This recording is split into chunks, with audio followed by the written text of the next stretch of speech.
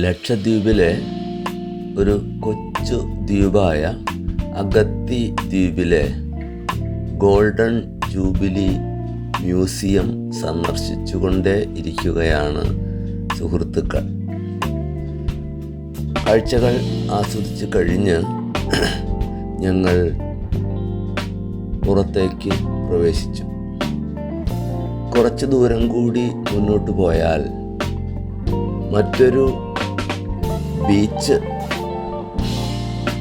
അതിസുന്ദരമായ ഒരു ബീച്ച് ലഭ്യമാവും എന്നതിൻ്റെ അടിസ്ഥാനത്തിൽ കുറച്ച് സുഹൃത്തുക്കൾ വീണ്ടും ആ ബീച്ചിലേക്ക് യാത്ര തുടർന്നു.